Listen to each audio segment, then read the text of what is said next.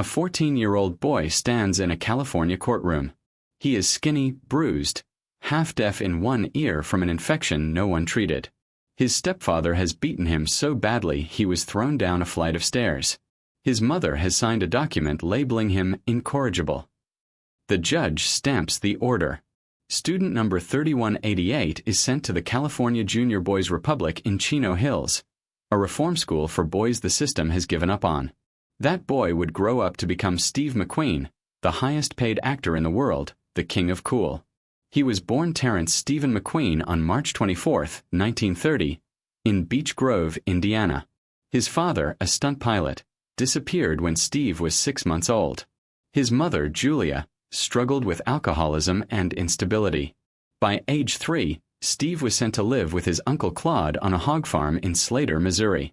For a few short years, that farm was the only real stability he ever knew. At 4, he received a red tricycle.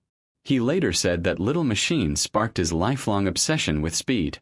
Then his mother returned and took him to Los Angeles. Her new husband, Harold, beat him viciously. McQueen would later say the abuse felt sadistic. By 9, he was running with street gangs.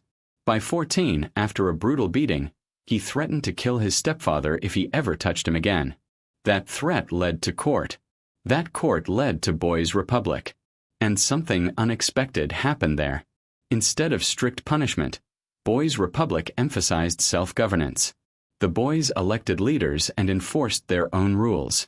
Slowly, Steve changed. He was elected to the Boys' Council. He found structure. He found dignity. A plaque there still reads that he arrived a troubled boy and left a young man. When McQueen became famous, he quietly returned year after year. He donated supplies without publicity. The boy labeled hopeless never forgot where he came from. After leaving the school at 16, McQueen drifted. Carnival worker, lumberjack, oil rig laborer, even chain gang prisoner for vagrancy. In 1947, at 17, he joined the United States Marine Corps. He was rebellious and frequently disciplined. He spent time in the brig for overstaying leave. But during Arctic training exercises, when a transport ship struck a sandbar and men were thrown into freezing water, McQueen dove in and helped rescue trapped Marines from a sinking tank. The reckless troublemaker suddenly became a hero. He later served on the honor guard aboard the USS Williamsburg, President Truman's yacht. After his honorable discharge in 1950, he used the GI Bill to study acting in New York.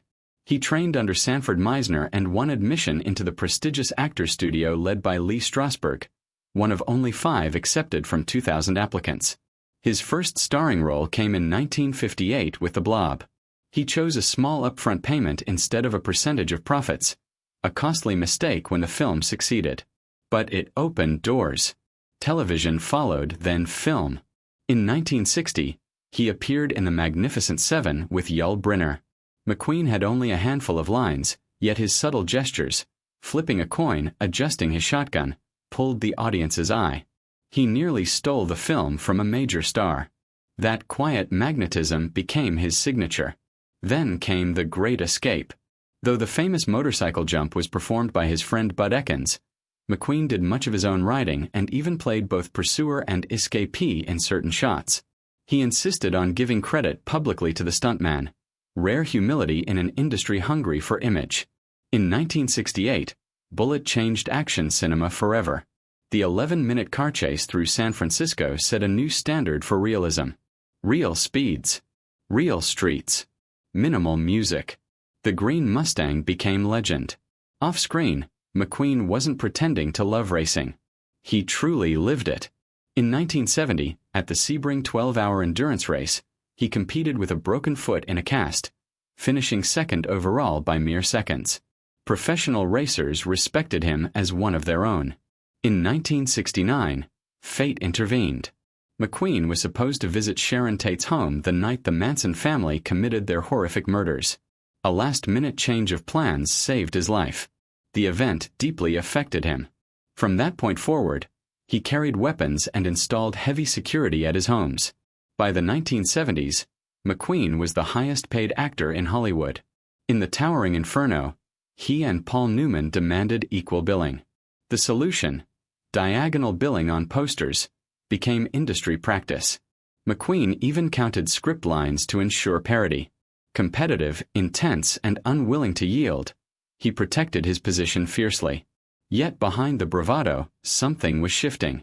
In late 1979, McQueen was diagnosed with pleural mesothelioma, a rare cancer linked to asbestos exposure, likely from his Marine Service stripping asbestos insulation.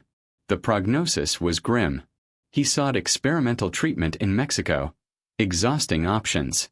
Months before his diagnosis, he had quietly begun attending church in California. He asked hard questions about faith, forgiveness, and redemption. In November 1980, evangelist Billy Graham visited him and gave him a Bible inscribed with Philippians 1 verse 6. On November 7, 1980, Steve McQueen died at age 50 following surgery to remove tumors. According to accounts, Billy Graham's Bible rested on his chest. The boy once declared beyond saving became a cultural icon. He survived abuse, poverty, prison, near-death experiences, Hollywood rivalries, and personal demons. He drove faster than anyone on screen. He raced with professionals. He stood toe-to-toe with giants. And in the end, the rebel found peace in something quieter than engines. From a courtroom labeled incorrigible to the king of cool, his life was never smooth, never polished, never safe. But it was undeniably his. If you love the scandals, rivalries, and secrets behind Hollywood's biggest legends, subscribe to Hollywood Feuds.